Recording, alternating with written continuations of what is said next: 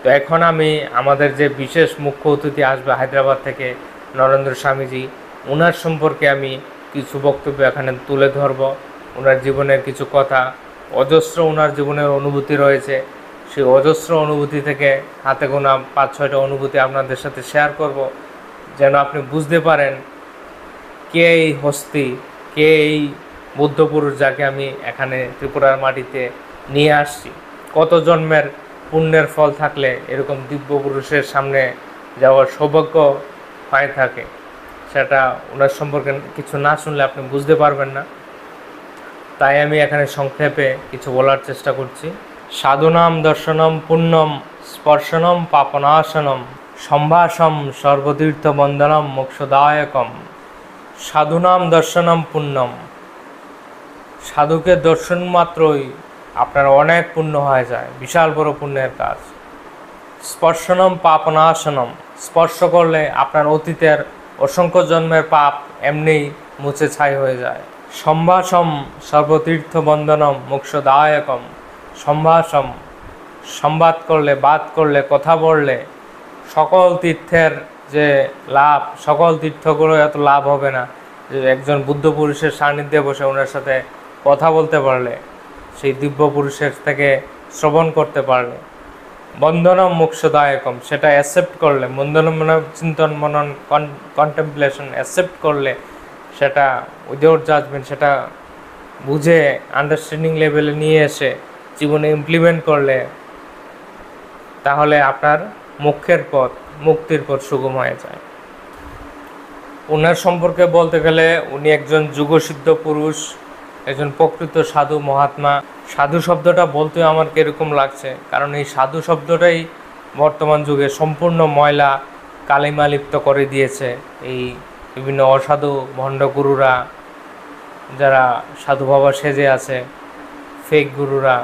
তারা সম্পূর্ণ মানুষের বিশ্বাসকে কাজে লাগিয়ে, ভয় দেখিয়ে, অন্ধধর্ম কুসংস্কার দিয়ে মানুষকে চুষে খাচ্ছে। তারা সনাতন ধর্মের সম্পূর্ণ শ্রাদ্ধ করে দিয়েছে। তো আমাদের এই নরেন্দ্র স্বামীজি ছোটোবেলা থেকে ওনার আধ্যাত্মিকতার প্রতি কোনো বিশেষ আকর্ষণ এত ছিল না। ওনার মা ওনাকে গায়ত্রী মন্ত্র ছোটোবেলায় শিখেছিলেন, সেটা উনি পাঠ করতেন যখন উনি ক্লাসে পড়তেন। এরকম কোনো আকর্ষণ ছিল না, মা যেটা শিখেছেন সেটা করতেন। এবং ওনার মা প্রতিদিন সৎসঙ্গে যেতেন। মুম্বাইয়ের একটা সংস্থা তত্ত্বজ্ঞান বিদ্যাপীঠ, সেটার একটা শাখা ছিল এই হায়দ্রাবাদে। আমাদের যিনি স্যার, উনি হায়দ্রাবাদ থেকে আসবেন। তো ওনার মা প্রতিদিন সৎসঙ্গে যেতেন। এবং নরেন্দ্র স্যার যখন কলেজে পড়তেন, তখন বিকমে উনি পড়তেন, প্রতিদিন মাকে বাইক দিয়ে নিয়ে ওই সৎসঙ্গে ড্রপ করতেন এবং নিয়ে আসতেন। মার জন্য উনি প্রতিদিন যেতেন, সপ্তাহে এরকম 3 দিন হতো। তারপর উনি যখন কলেজের শেষ দিন, যেদিন রেজাল্ট দিয়েছে, কলেজের ফাইনাল দিন, শেষ দিন, ওদিন ওর মা বলল, আজকে বাবু আমার সাথে চলো। সেই যে সৎসঙ্গে উনি গেল, যে মহারাজজি ছিলেন যিনি, ওই দিন এখানে এসেছিলেন হায়দ্রাবাদে। তো ওনার স্পিচ এতটা আকর্ষিত করে ওনাকে, পুরো ট্রান্সফর্ম করে দেয় নরেন্দ্র স্যারকে। এবং উনি কলেজ শেষ করে যে হায়ার এডুকেশন সিএ করেছেন, পিজি করেছেন, নানা কিছু, তার গ্যাপে এই কলেজের পরই উনি অ্যাপ্লাই করেন সেই মুম্বাইয়ের সেই যে তত্ত্বজ্ঞানপীঠ, সেখানে যাওয়ার জন্য। এবং উনি ভারতবর্ষের সেই হায়দ্রাবাদের 2টা কোটা ছিল, উনি সিলেক্টেড হন, সেখানে যান এই মুম্বাইয়ে 2 বছর সেই আধ্যাত্মিক শিক্ষার জন্য এবং সেই ডিগ্রি অর্জন করার জন্য। সেখানে নানা কিছু সেবার কাজ করতেন, নানা আধ্যাত্মিক চর্চা, হাই লেভেলের সেগুলো হতো আধ্যাত্মিক চর্চা, নানা কিছু। তো সেখানে ওনার ফাউন্ডেশন তৈরি হয়। কিন্তু এখানে লাইব্রেরি ছিল, সব কিছু ছিল, এত কিছু ছিল, কিন্তু ধ্যান সম্পর্কে উনি সেখানে কিছুই জানতেন না। ওনার মনের মধ্যে একটা প্রশ্ন তৈরি হলো, আমি ঠিক আছে এনে আসলাম, এই গৌতম বুদ্ধ সম্পর্কে পড়লাম, শ্রীকৃষ্ণ, নানা ধরনের যীশুখ্রিস্ট, মোহাম্মদ, যুধিষ্ঠির, নানা ধরনের অজস্র হাজার হাজার মাস্টারের পুস্তক পড়েছেন, ফিলোসফি পড়েছেন, বেদ, উপনিষদ, বাইবেল, কোরআন, গীতা, অসংখ্য কিছু পরে উনি সমাপ্ত করেছেন। থিওরিটিক্যাল নলেজ এসেছে, কিন্তু কোথায় ভগবান, কোথায় ঈশ্বর, কোথায়? আমি তো তাকে জানলাম না। আমি কে? কেন আমি এখানে এসেছি? ওনার কাছে কেন শিখতে এসেছি? আমি কে? জীবনের উদ্দেশ্য কি? কি আমার পরিচয়? এই সমস্ত যে জেনুইন কোশ্চেনগুলো ওনার ওইখানে মুম্বাইতে গিয়ে ওই প্রোগ্রামের 2 বছরের শেষের দিকে ওনার প্রবলভাবে আসতে থাকলো। With the divine guidance, with the divine grace, সেটা সম্ভব হয় না। তো আসার পরে উনি চট করে সিদ্ধান্ত নিলেন, এই জগৎকে যে চালায় জগৎ জননী, তাকেই আমি সাক্ষাতে জিজ্ঞেস করব, তাকেই ট্রাই করে দেখি, মিস কল দিয়ে দেখি। মিস কল বলতে এই মিস কল না, তখন মোবাইলও ছিল না, একটা টান করে দেখবো। তখন কী হলো, ওনার মা মনে আসলো, আমার মা ছোটোবেলা এই গায়ত্রী মন্ত্রটা শিখিয়েছিল। তখন ওই তিনি ওনার সারাদিন সেবার কাজ করার পরে যারা নূতন এসছে ছাত্রছাত্রী, তাদের টিচিং দেওয়ার পর, শিক্ষা প্রদানের পর রাতে যে সময়টুকু পেতেন, উনি নিজের জন্য কাজে লেগেছে। প্রতিদিন রাত্রি 11টা 12টা থেকে ভোর 5টা পর্যন্ত উনি গায়ত্রী মাতার জপ করতেন। ডেলি 10 হাজার জপ করতেন। এরকম করে 1.25 কোটি জপ করার সংকল্প নেন। এর মধ্যে যদি আসেন তো দর্শন হবে না, তো ছেড়ে দেবে। এরকম প্রতিদিন করতে থাকেন, সম্পূর্ণ সাত্ত্বিক ও নিষ্ঠার সাথে। সাত্ত্বিক চিন্তাধারা, সাত্ত্বিক ভোজন, সব কিছু সাত্ত্বিক। ওই আশ্রমে, ওই আধ্যাত্মিক কেন্দ্রে ছিল সাত্ত্বিক থাকার জায়গা, সাত্ত্বিক ভোজন, সাত্ত্বিক চিন্তাধারা, মৃত ভাষণ, মৃত ভোজন, মৃত চিন্তাধারা, স্বল্প চিন্তাধারা, সব কিছু ব্যালেন্স ওয়েতে ছিল। একদম ফেভারেবল এনভায়রনমেন্ট। সারা রাত্রি ওনার ব্যাচেলার লাইফ। উনি কী করেছেন, প্রতিদিন 10,000 20,000 করে এরকম জব শুরু করলেন। করতে করতে করতে করতে যেদিন 1.25 কোটি হবে সেদিন উনি সেন্সলেস, লাস্ট মুহূর্তে ঊর্জাপিণ্ড হয়ে গেছে। ওনার শরীর ঊর্জাপিণ্ড হয়ে গেছে, আগুনের মতো ঊর্জাপিণ্ড হয়ে, বল হয়ে গেছে, ঊর্জার বল। জব থেকে অজবতে চলে গেছেন, সমাধির মতো হয়ে গেছেন, সেন্সলেস হয়ে পড়ে আছেন, কিন্তু সম্পূর্ণ গান আছে, এরকম অবস্থা। তখন ধীরে ধীরে উনি মায়ের আগমন শুনতে পেলেন, নুপুরের শব্দ ধীরে ধীরে আসলে। চমৎকার এরকম ওরা, চোখে কিছু দেখতেই পাচ্ছেন না, দেখার চেষ্টা করে চোখ খুলতে পারছেন না, এরকম ওরা, দিব্য প্রকাশ, সাক্ষাৎ দর্শন, কোনো ধ্যানে দর্শন না, ফিজিক্যাল দর্শন। মাতা সেরকম সুন্দর উজ্জ্বল শাড়ি পরে, দিব্য স্বরূপ নিয়ে, উনি যেটা বলেছেন ওনার মুখে, এরকম নারী, এরকম দিব্য চেহারা কোনো পৃথিবীর বুকে নেই, মিস ওয়ার্ল্ডেও নেই। এরকম মাতার আভা, ঊর্জা, সুন্দর সুসজ্জিত অবস্থা। এবং উনি 7 মিনিট মাতার সাথে কনভারসেশন করেছেন ওই দিন। সেগুলি বিস্তারিত আপনারা ইউটিউবে পেয়ে যাবেন, আমাদের ওনার ইন্টারভিউ রয়েছে নানাখানে। উনি কিছু চাননি। প্রথম ভাবছিলেন হায়দ্রাবাদে আমি এরকম কোটিপতি হতে চাই, 5টা বড় বড় ফ্ল্যাট, হাই সোসাইটিতে 5টা এরকম ফ্ল্যাট থাকতে হবে, 5 কোটি টাকা চাই, যা বলবে লগে লগে স্যাংশন। মাতাজি কি চাই তোমার বলছে, কিন্তু লাস্ট অবধি উনি মনে মনে চিন্তা করছে, কিন্তু মুখ দিয়ে বের করিনি। লাস্ট অবধি বলেছে, মা আমার এরকম কিছু চাই যেটা আমার থেকে কেউ চিনতে পারবে না, আমার থেকে কেউ ছিনিয়ে নিয়ে যেতে পারবে না। আর বলিস কি, তুই কিসের কথা বলছিস জানিস? এটা হচ্ছে আত্মজ্ঞান। তাহলে তুই আত্মজ্ঞান নিয়ে কি করবি? তখন নরেন্দ্র স্যার বলল, মা আমি সেই গান সম্পূর্ণ বিশ্বে আমি ছড়িয়ে দেব, আপনি যদি আমাকে কৃপা করেন আমি ছড়িয়ে দেব, আমার কিচ্ছু চাই না, আমি এই আধ্যাত্মিক কাজের জন্য আমি খুব আগ্রহী। তখন মা বলল যে তুমি এই কাজের জন্যই এসেছো, এই বিশেষ উদ্দেশ্য নিয়ে এখানে জন্মগ্রহণ করেছো, সামনে তুমি একজন গুরু পাবে। গুরুর নাম বলিনি, ব্রহ্মর্ষি পত্রজি বলে সামনে একজন গুরু পাবে, তার থেকে তুমি ধ্যান শিখতে পারো। তোমার যে 1.25 কোটি জব করেছো তার ফলে কি হয়েছে জানো তুমি? বলে না মা আমি জানি না। তোমার 500 জন্মের 500 ইনকারনেশনের সমস্ত কর্ম পুরে ছাই হয়ে গেছে, এখন তোমার আর কোন কর্মই নেই। এখন থেকে তুমি যদি যা করবে সার নতুন সৃষ্টি হবে, নতুন কর্মের খাতাতে সেগুলো অ্যাড হবে, সেরকম পাওয়ার। তারপর আছে ধ্যান। এই যে পূজা পাঠ মন্ত্র সেগুলি বৃথা নয়, আমি মন্ত্র করছি, সেগুলির উপরেই হচ্ছে ধ্যান, সেগুলিতে পৌঁছতে গেলে ওই সিঁড়ি দিয়ে আসতে হয়। আর যারা সরাসরি আমাদের ফ্রিকোয়েন্সির সাথে বা ধৈর্য সহকারে বসতে পারে তাদের এইগুলো কিচ্ছু প্রয়োজন নেই। এগুলা কলিযুগ সাথে ধীরে ধীরে ডাউন করেছে, ধ্যানে সনাতন কাল থেকে ধীরে ধীরে অধপতন হয়েছে। যজ্ঞ মানে এই যজ্ঞ না, আমি যেটা বললাম। কেন পূজা পাঠে আসতে হলো? উপরে ছিল ধ্যান। 1,000,000 বার পূজা পাঠ করা একবার ভজন কীর্তন করার সমান, 1,000,000 বার ভজন কীর্তন করা একবার মন্ত্র জাপ করার সমান, 1,000,000 বার মন্ত্র জাপ করা একবার ধ্যান করার সমান, একবার ধ্যানে বসার সমান। মানুষ সব কিছু স্যারেন্ডার করে দিয়েছে। শ্রীকৃষ্ণ ভগবান বলল, ঠিক আছে বেটা, এটা নয় এটা করে নে, এটা না হলে এটাই করে না, এটা না হলে এটাই করে না। আর আমাকে কিছু হাত জোর করে ফেলেছে শ্রীকৃষ্ণ ভগবান। তো এরকম সহজ করে দিয়েছে, কমিয়ে দিয়েছে, ডিসকাউন্ট দিয়েছে, সেটাও মানুষ করছে না। সেখানে সব কিছু বিনষ্ট হয়ে গেছে।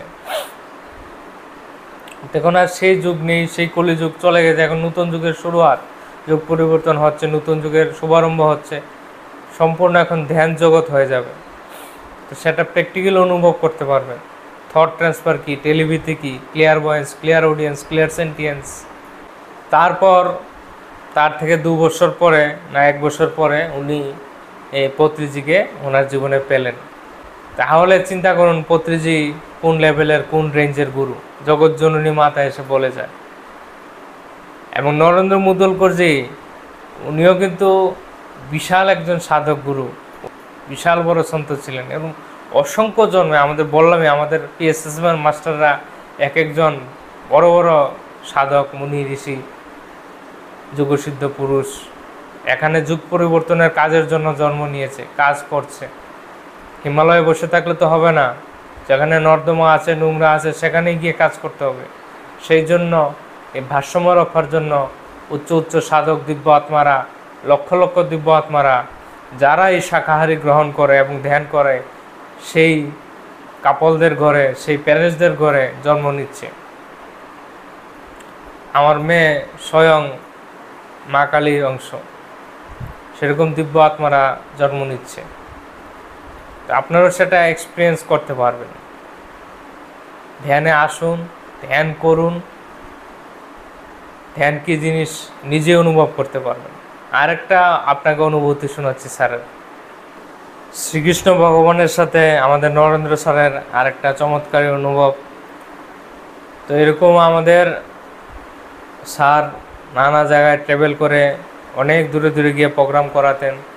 তো পত্রিজির নির্দেশেই নরেন্দ্র স্যার 7 দিনের প্রোগ্রামে বের হয়েছিলেন। প্রতিদিন 3-4 জায়গাতে প্রোগ্রাম, এক এক সময় এক এক গ্রামে এক এক জায়গায় এরকম করে সেট করে দিয়েছে। পিএসএসএমের মুভমেন্ট শুরুই হয়েছে সাউথ থেকে, অন্ধ্রা থেকে। তো উনি সেখানে পত্রিজির নির্দেশেই 7 দিনের বের হয়েছেন। প্রতিদিন প্রোগ্রাম, সকালে, দুপুরে, বিকালে, এরকম করে নানা জায়গায় ট্রাভেল করে এরকম করে করতে করতে প্রোগ্রাম করতে করতে করতে করতে শেষের দিন উনি খুব ক্লান্ত হয়ে পড়েছেন, টায়ার্ড হয়ে পড়েছেন। মানে এতটাই ক্লান্ত, উনি ট্রাভেল করে আরেকটা জায়গায় যাবেন, সেই গ্রামে যাবেন, বাস স্ট্যান্ড থেকে হয়তো 6-7 ঘন্টার জার্নি, 6-7 ঘন্টার জার্নি করে সেই গ্রামে যাবেন, সেখানে থাকবেন, সকালে প্রোগ্রাম। তো উনি রওনা দিলেন সেই বিকালের দিকে, সেই উদ্দেশ্যে সন্ধ্যার দিকে। তখন বাস স্ট্যান্ডে উঠার মতো শক্তি নেই কোনো রকমই। তো উনি বাসে উঠলেন, উঠে সিটে বসলেন। এরকম মানে 1 মিনিটও থাকার মতো অবস্থায়, চোখ বন্ধ হয়ে যাচ্ছে, শরীর ক্লান্ত, এতটাই করতে করতে ক্লান্ত হয়ে পড়ে, মানে পড়ে যাওয়ার অবস্থা। 1 মিনিটেও স্থিরতা নেই, দাঁড়াতেই পারছে না, বসে কোনো রকমে আছে। ওই অবস্থায় ওনার পাশে আরেকজন এসে বসলো, মানে বাসের পাশের সিটে। শ্যামলা করে একজন ছেলে এসে বসলো। আরে স্যার, আপনাকে ভীষণ ক্লান্ত দেখাচ্ছে, কোথায় যাচ্ছেন স্যার আপনি? স্যার কোথায়? স্যার আমি তো ওইখানে যাচ্ছি, আমার ফ্যানের প্রোগ্রাম রয়েছে। কোথায় যাবেন স্যার? আমি এরকম বাড়িতে যাব, এমন জায়গায় যাব, কিন্তু আমি তো চিনি না, এটাও আমি খুব চিন্তায় আছি। আমি ওখানে কিছুই চিনি না, ওই গ্রামের কিছুই চিনি না, কার বাড়িতে প্রোগ্রাম হবে, কিভাবে যাব, কিছুই চিনি না। এরকম অবস্থা, আমি আর শরীর নিয়ে 1 মুহূর্ত থাকতে পারছি না, ক্লান্ত, অবসাদগ্রস্ত। তখন পাশের ব্যক্তি বলল, আমি আপনাকে নিয়ে যাব, আমিও তো সেখানে যাচ্ছি, আমি আপনাকে নিয়ে যাব, আমি আপনাকে নিয়ে, আপনি নিশ্চিন্তে থাকেন, আমি আপনাকে নিয়ে, আমিও ওই সেখানের বাসিন্দা, সেখানেই থাকি। তখন স্যার জিজ্ঞেস করলো, কী নাম তোমার? সে বললো, ছেলেটা বললো, আমার নাম গোবর্ধন। কী করো? আমি এলআইসিতে কাজ করি স্যার। আপনি একটা প্রিমিয়াম করবেন কি স্যার? স্যার মাফ করে দিন, মাফ করে দিন, আমার এখন যে অবস্থা, আমি আগে বেঁচে নেই, তারপর আমার এখন অবস্থা খুবই খারাপ, মাফ করে দিন, আমাকে একটু রেস্ট করতে দিন। উনি কথা বলতে বলতেই পরে গেলেন, যে এই ছেলেটার ওপর মাথা হেলান দিয়ে শুলেন, পাক্কা 3-4 ঘন্টা পরে উঠলেন। উঠে দেখে ওনার শরীর এতটা এনার্জেটিক, সতেজ চাঙ্গা হয়ে গেছে, মানে অসীম শক্তি, মনোবল, শক্তি, কোনো খাবারের প্রয়োজন কিচ্ছু নেই, পুরো ফুল ব্যাটারি রিচার্জ হয়ে গেছে। তারপর ওনার সাথে বাস থেকে নেমে হাঁটতে শুরু করলেন, হেঁটে হেঁটে হেঁটে হেঁটে সেই গ্রামের সেই বাড়িটাতে নিয়ে দেখিয়ে দিল। 3-4 কিলোমিটার ট্রাভেল করে হেঁটে ওই বাড়িটা, সেটা গ্রাম প্রধান না কার বার ছিল সেটা দেখিয়ে দিলেন, সেখানে অটো করে নিয়ে সেখানে দেখিয়ে নামিয়ে দিলেন। তো বললেন, কালকে আসবে কিন্তু প্রোগ্রামে? হ্যাঁ, আমি এখানেই থাকি, এখানে আসবো, আমাকে সবাই চিনে গ্রামের। তারপর যেই বলল, হ্যাঁ এখানে একটা গ্রামের ছেলে এই নামে এসেছে, সে নাকি এলআইসিতে। এরকম তো কেউ নেই। গ্রাম প্রধান বলল, আমার তো এরকম পরিচিত কেউ নেই, এখানে এলআইসির এই নামের তো কেউ থাকে না এই গ্রামে। তারপর পরের দিন উনি যখন ফিরলেন হায়দ্রাবাদে, তখন পত্রিজিকে জিজ্ঞেস করলেন, স্যার আমার সাথে এরকম এরকম হয়েছে, একটা ছেলে এসে, আমি ফুল বডি এনার্জিতে ভরে গেছে এবং উনি হেল্প করেছে আমাকে। তো পত্রিজি বললেন, তুমি জানো কে এসেছে? সে স্বয়ং শ্রীকৃষ্ণ ভগবান এসেছে, তোমার সেরকম ভক্তি, শ্রদ্ধা, নিষ্ঠা দেখে এসেছে। স্বয়ং শ্রীকৃষ্ণ এসে তোমার মাথা সাপোর্ট নিয়েছে, তোমার ব্যাগ নিয়ে গিয়েছে। তো এরকম বিশাল হস্তি হচ্ছে নরেন্দ্র মুদুল গোস্বামী, কারণ তারা সম্পূর্ণ সেলফলেস ওয়ার্ক করে। যখন তুমি নিঃস্বার্থভাবে কাজ করবে, ডিভেনের জন্য কাজ করবে, তুমি 10 কদম পা বেরোলে ঈশ্বর থেকে, ভগবান থেকে 100 কদম পা আসবেই, হেল্প আসবেই, পা আসবেই তোমার হেল্পের জন্য। এই জন্য তো বলে, মেরে লে কুছ খরচা করকে তো দেখ, কুছ করকে তো দেখ, সোচকে তো দেখ, তুঝকো মে কুবের না বানা দো তো কেহনা। নরেন্দ্র স্যার আজকে করোড়পতি,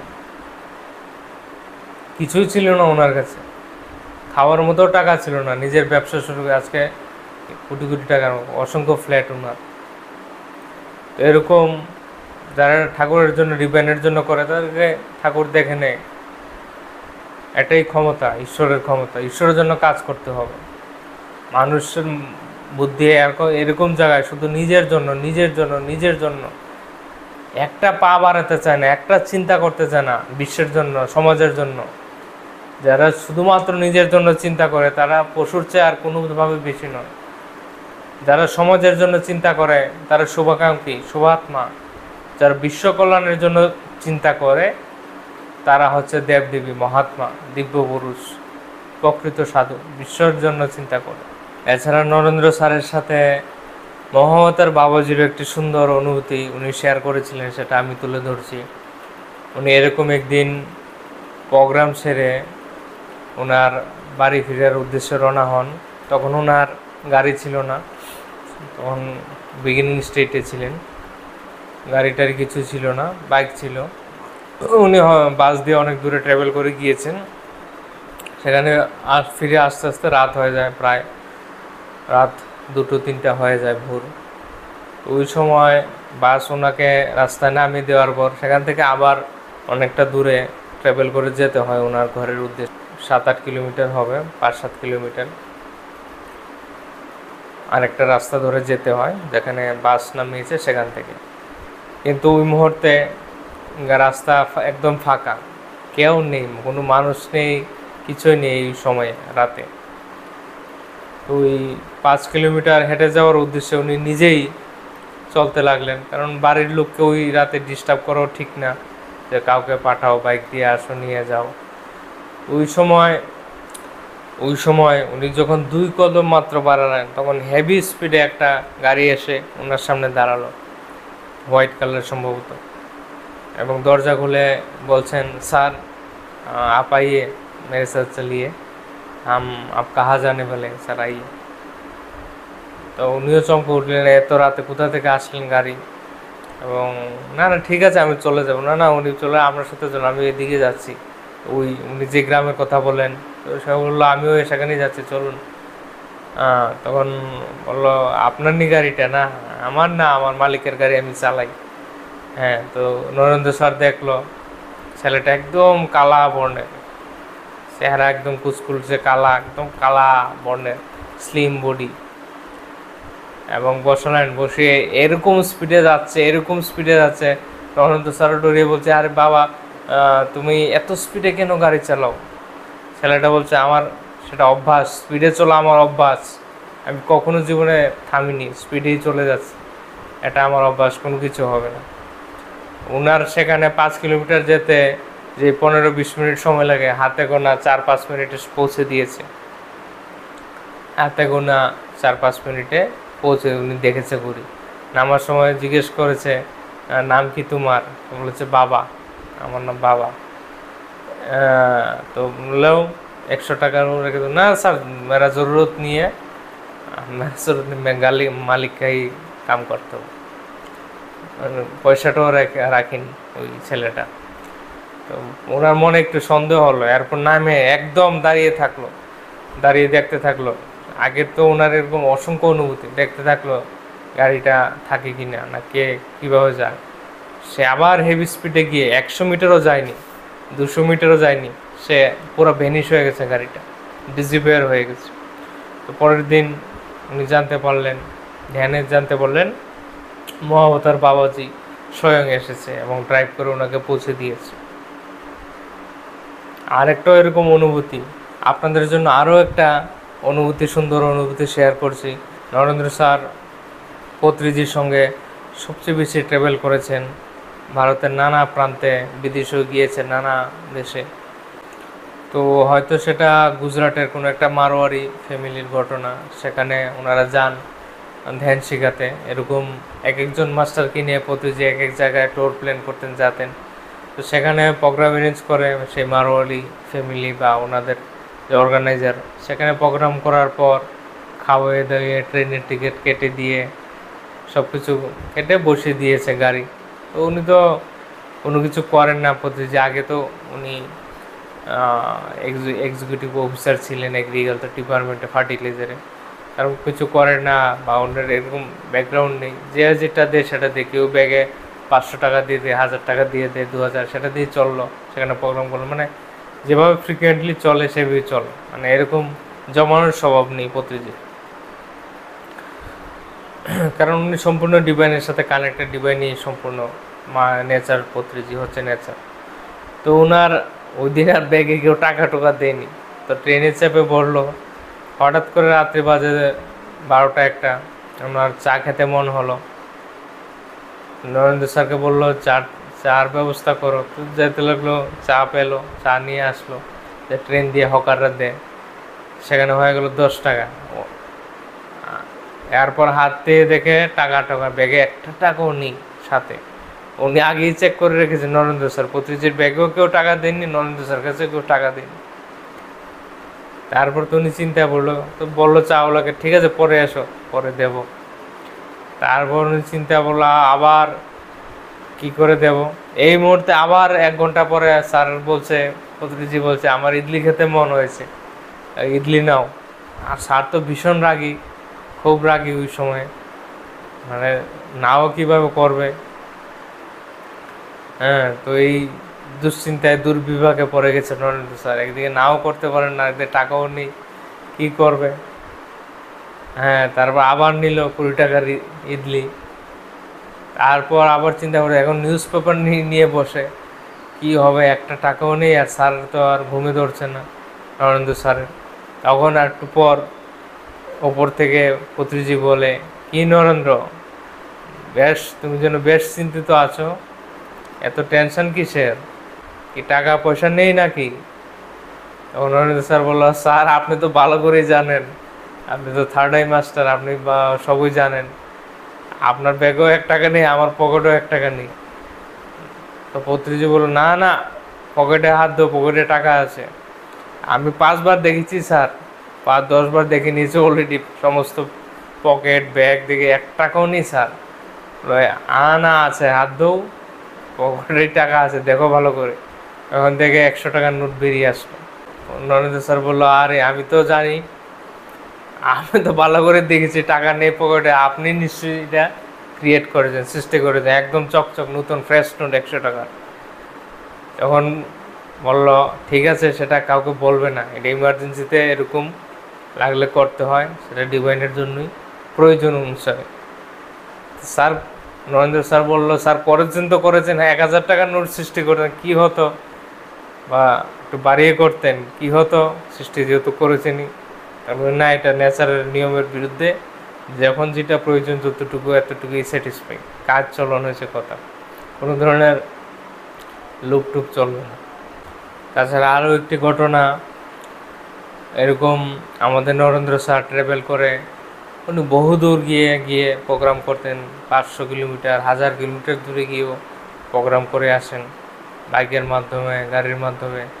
সেরকম ওনার তীব্র সংকল্প, শক্তি, স্বয়ং মাতাজির শক্তি ওনার সাথে থাকে, এবং অসংখ্য দিব্য আত্মারা গুরুরা সূক্ষ্মভাবে থাকে, সহযোগিতা করে। উনি বাইকের মাধ্যমে নানা জায়গায় গিয়ে ট্রাভেল করে প্রোগ্রাম করে, গ্রামে গ্রামে। ওনার এলাকার আশেপাশের 64টা গ্রাম উনি নিজে কভার করেছেন। তাছাড়া বিভিন্ন সংস্থার লোকদের নিয়ে তো দেশ বিদেশে, ভারতের নানা রাজ্যে, নানা জায়গায়, সাউথের নানা জায়গায় উনি ট্রাভেল করে করে করছেন, দিন রাত্র করছেন। উনি একজন বিজনেসম্যান, সাফল্য বিজনেসম্যান, বিজনেসের সাথে সাথে উনি ব্যালেন্স করেই দুটোটা, ফিজিক্যাল এবং স্পিরিচুয়ালটা ব্যালেন্স করেই এগুচ্ছেন, এবং অধিক টাইম, কারণ ওনার প্রয়োজন, ইউনিভার্স এর প্রয়োজন ওনার। সেরকম উনি একবার হায়দ্রাবাদ থেকে এরকম 500 কিলোমিটার দূরে গিয়ে প্রোগ্রাম ধ্যান শিবির করাতে গেলেন।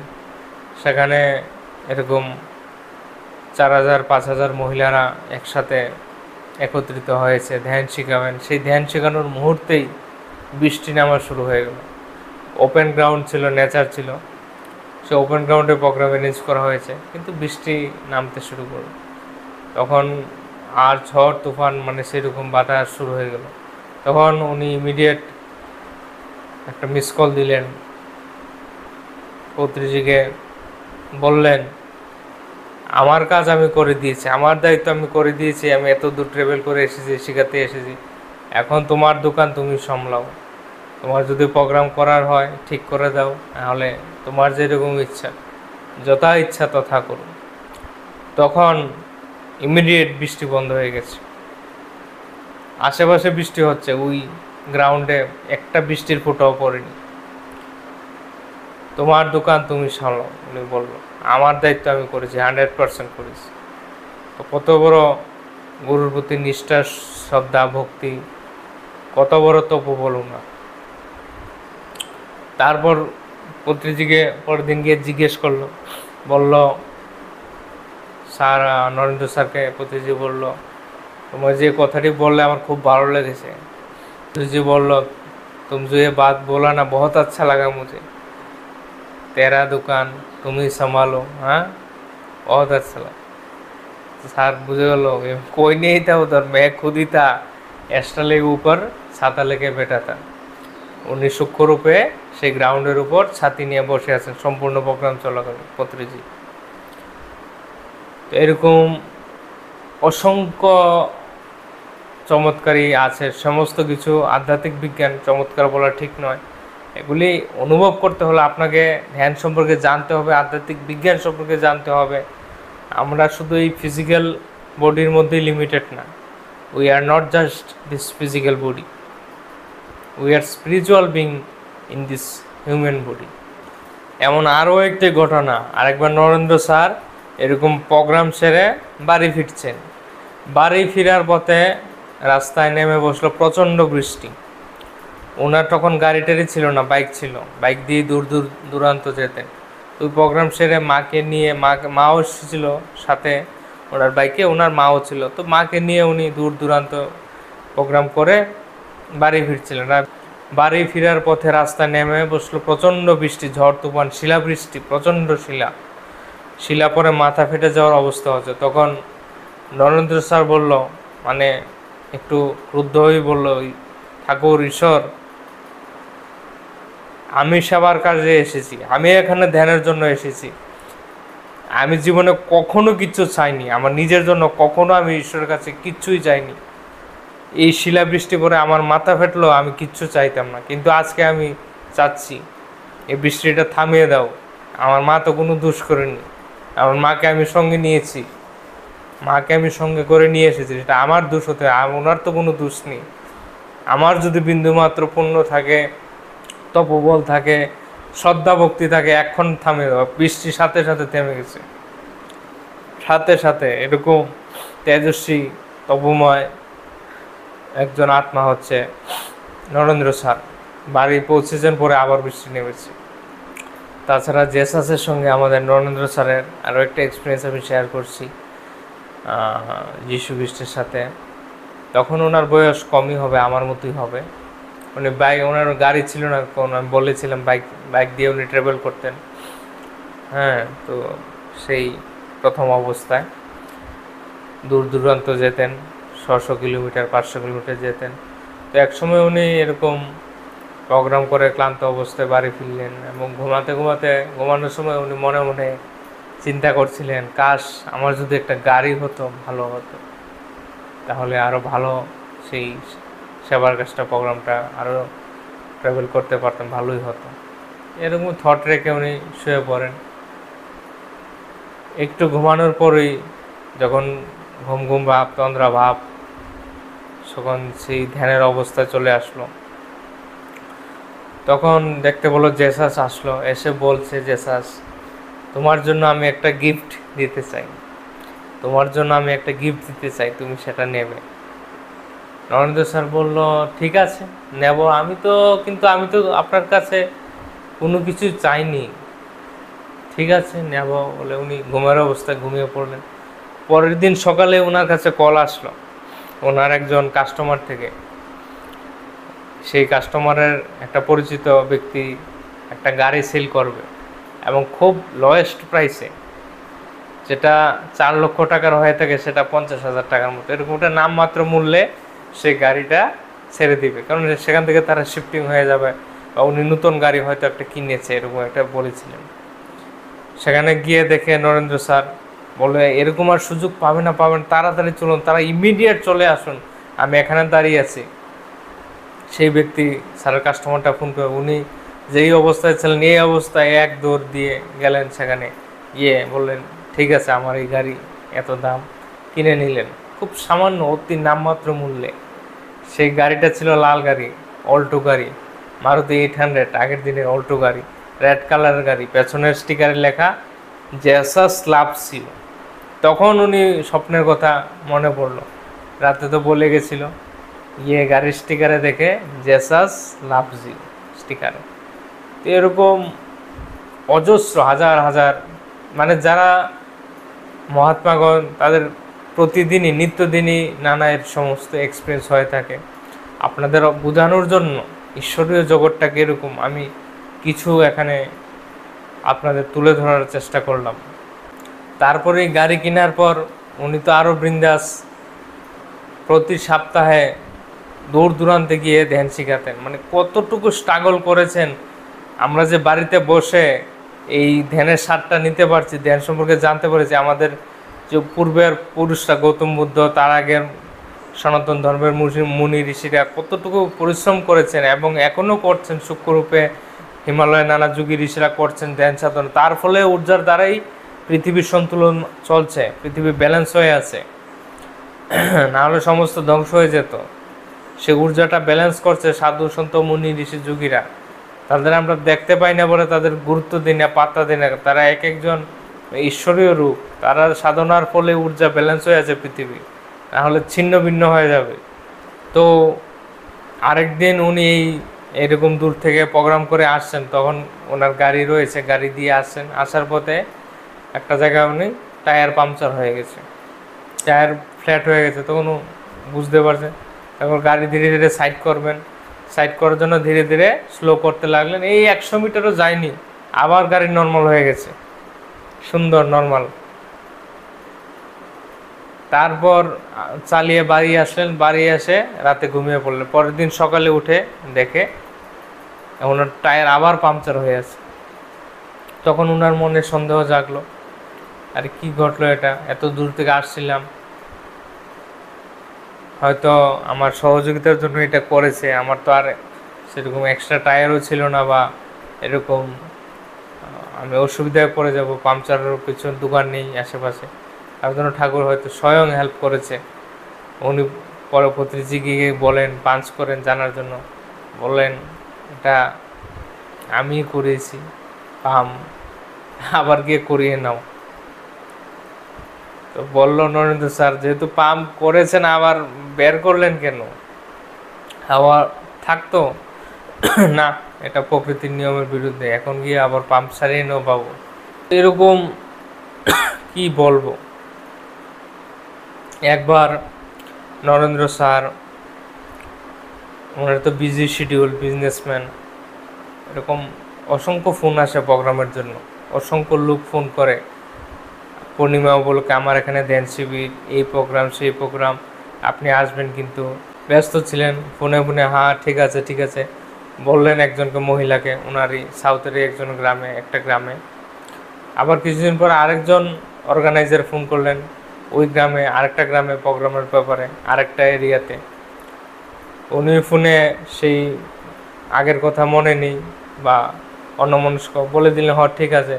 তারপর যখন ডেট আসলো, দেখলো সেম ডেটে দুজন কল করছে, সেম ডেটে সেই গ্রামের লোকও কল করছে, সেই নতুন যাকে বলেছে আসবে, কথা দিয়েছে 1 মাস পরে, দুজন কল করতে লাগলো। কারণ কাকে বলবো না বলবো, আসবো না, দুজনেরই হ্যাঁ হ্যাঁ ঠিক আছে, হ্যাঁ ঠিক আছে, দেখি কি করা যায়, হ্যাঁ ঠিক আছে। দুজনকে কথা দিয়ে ফেলেছেন, লক্ষ টাকা খরচ করে অর্গানাইজাররা প্রোগ্রাম করেছেন, এত পরিশ্রম করেছেন, সবাই এসেছেন। তারপর উনি ভাবলেন আমি যাই সেখানেই, যেখানে আমি এখনও যাইনি, যে জায়গাটায় নরেন্দ্র স্যার এখনও যায়নি সেখানে যাই। আর যে গ্রামটা আগে গিয়েছিলেন একবার, সেখানে উনি যাননি, যা হবে অন্য অন্য মাস্টার চালিয়ে নেবে। তো গেল সেই জায়গায় প্রোগ্রাম করতে, নরেন্দ্র স্যার প্রোগ্রাম করে আসলেন। প্রোগ্রাম করে এসে বেরিয়ে আসার পরে পরের দিন সকালে আসার পথে রাস্তায় ওনার মোবাইলে ফোন আসছে, যেই গ্রামে যাননি সেই গ্রাম থেকেও ফোন আসছে, বিভিন্ন মানুষরা ফোন করছে, স্যার খুব সুন্দর ফোন প্রোগ্রাম করেছেন কালকে, পুরো গ্রামের মানুষ মানে ফ্ল্যাট হয়ে গেছে আপনার প্রোগ্রাম দেখে, সুপার স্যার। মানে এরকম 4-5 জন ফোন করলো, উনি হতভম্ব, আমি তো এখানে যাইনি, তাহলে কি বলছে এরা। পরে ধ্যানের অফিসে হেডকোয়ার্টারে এসে পত্রিজিকে বললেন, আর পত্রিজির ঘরে উনি চলে আসলেন, ঘরে এসে জিজ্ঞেস করলেন কি ব্যাপার স্যার, আমি তো ওখানে যাইনি। পত্রিজি বলল, তোমার জন্য তারা এত টাকা খরচ করে, এত আশা রেখে, এতদিন পরিশ্রম করে, এত এত হাজার হাজার লোক, 20,000 লোক এসে জমা হয়েছে, এত এত লক্ষ লক্ষ টাকা খরচ করে, আর তুমি যাবে না, কিন্তু হতে পারে না। আমি স্বয়ং নিজে গিয়েছি, আমি স্বয়ং তোমার রূপ ধারণ করে গিয়েছি ওখানে, কিছু করার নেই, তোমার যে চেহারা দেখে, তোমার আশা রেখে তারা প্রোগ্রাম অর্গানাইজ করেছে। অতিথি স্বয়ং নরেন্দ্র স্যারের রূপ ধারণ করে গিয়ে প্রোগ্রাম, বৃন্দাস প্রোগ্রাম করেছে। এরকম অদ্ভুত অদ্ভুত ঘটনা। তো এগুলি যারা স্পিরিচুয়ালিটির সাথে যুক্ত নেই, কোনো গুরুদেবের সাথে যুক্ত নেই, আধ্যাত্মিকতার টাচে নেই, তাদের কাছে এরা গুজব, নানা কেচ্ছা কাহিনী মনে হবে। তার জন্য সবাইকে আমার বিনম্র অনুরোধ, আপনারা এই ধ্যানে আসুন, একদিন সেখানে প্র্যাকটিক্যালি সেটা করুন, পরে হলেই দেখুন, সে অডিটোরিয়ামে হলে যে হবে, রবীন্দ্র ভবনে 1 নম্বর হলে, এক্সপিরিয়েন্স করে দেখুন কীরকম হয়। তারপর নিজে আপনি 1 মাস 2 মাস করলেই আপনার মধ্যে 180 ডিগ্রি ট্রান্সফরমেশন আপনি নিজেই দেখতে পাবেন। সেটা চমৎকার বলুন, বিশ্ব ঊর্জার প্রভাব বলুন, গুরুদেবের প্রভাব বলুন, যাই বলুন, পুরো সায়েন্স এটা মেডিটেশন আপনি নিজে করে অনুভব করার জিনিস। আমি মুখে যতই বলি ততই সেটা গৌণ বিষয়, সেগুলো ভাষায় প্রকাশ করা যায় না মেডিটেশনকে। আপনাদের সবাইকে আমার বিনম্র অনুরোধ, এই প্রোগ্রামে অবশ্যই আসবেন, এবং যদি আরও বেনিফিট পেতে চান তাহলে সেবার কাজে হাত বাড়ান। আপনারা সবাই এই ধ্যান মহাযজ্ঞকে সাফল্যমণ্ডিত করার জন্য আপনারা সহযোগিতা প্রদান করতে পারেন, ভলেন্টারি স্বেচ্ছাসেবক হিসাবে কাজ করতে পারেন। আমাদের সঙ্গে যুক্ত হওয়ার জন্য নাম্বার আমাদের স্ক্রিনেই পেয়ে যাবেন, সেখানে ফোন করবেন, হোয়াটসঅ্যাপের মাধ্যমে কন্ট্যাক্ট করে সেবার কাজে যুক্ত হবেন। ফিজিক্যাল লেভেলে সেবা দিতে পারেন, বিভিন্ন প্রোগ্রামের আয়োজন করে কাজ করে। আমাদের প্রতিনিয়ত নানা জায়গায় ধ্যানের প্রোগ্রাম হচ্ছে, সেই শিবিরগুলোতে গিয়ে ধ্যানকে বুঝে নিজের জীবনে আয়ত্ত করে সবাইকে ধ্যান শেখাতে পারেন। বিশাল বড় সেবার কাজ, বিশেষ করে এই যে ধ্যান মহাযজ্ঞ হচ্ছে, এখানে সেবার কাজ দিতে পারেন যে কোনো ফর্মে, আপনার শ্রমের দ্বারা, বুদ্ধির দ্বারা, চিন্তার দ্বারা, আপনার টাকা পয়সা দান করে।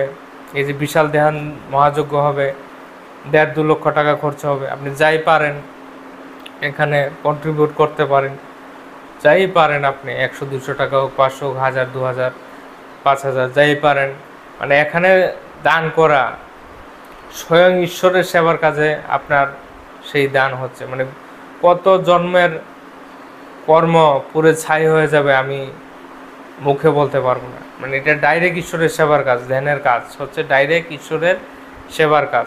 আমি একটা পিরামিড বানিয়েছি, পিরামিড বানানোর ফলে আমার 10 জন্মের কর্ম ইমিডিয়েট পুরো ছাই হয়ে গেছে। একটা পিরামিড 3 লক্ষ টাকা করে খরচ করে বানিয়েছি, 10 জন্মের কর্ম আমার এত সমস্ত যে আমি কুকর্ম করেছি, খুন, মার্ডার, রেপ, একসময় আমি রাজা মহারাজাও ছিলাম, অসংখ্য ক্রাইম, খুন, মার্ডার করেছি, নানা কিছু সাধু সন্ত তো ছিলাম, উনি এরকম ছিলাম। তো খারাপ কর্মগুলো আমাদেরকে ভোগ করতে হয়, তো এগুলা ব্যালেন্স হয় পুণ্যকর্মের মাধ্যমে, সৎকর্মের মাধ্যমে, গুরু সেবার মাধ্যমে, আধ্যাত্মিক সেবার মাধ্যমে। এই পশু পাখিদের হত্যা করে খাচ্ছেন, খাদ্যের নামে হিংস্রতা করছেন, নানা ধরনের খুন, মার্ডার, রেপ করেছেন, নানা ধরনের যে অত্যাচার, ভায়োলেন্স করেছেন, এই যে স্টোর হয়েছে, যেগুলা ধ্যানের মাধ্যমে খুব দ্রুত গানাগ্নিদগ্ধ কর্মণং পুরো ছাই হয়ে যায়। এই যে অর্থ দান করবেন এই বিশেষ প্রোগ্রামে, খুব ফাস্ট আপনার কর্ম ছাই হয়ে যাবে। তারপর আপনার চিন্তার দ্বারা, বিবেক বুদ্ধির দ্বারা সকলের কাছে আমাদের এই বার্তাটা পৌঁছানোর মাধ্যমে সেবার কাজ করতে পারেন। আমাদের যে ভিডিওটা শেয়ার করে সকলের কাছে, ইচ অ্যান্ড এভরি পার্সনের কাছে পৌঁছাতে পারেন, সবাইকে ধ্যানটা শেখাতে পারেন, সবাইকে নিয়ে প্রোগ্রামে আসতে পারেন। এরকম করে করে সেবার কাজ হয়, যেটা বিশ্ব কল্যাণের জন্য হচ্ছে। আপনার লেভেলে, আপনার আয়ত্তে যা আছে সেটাই আপনি করুন, সেটাই ঈশ্বরের কাজে আসছে।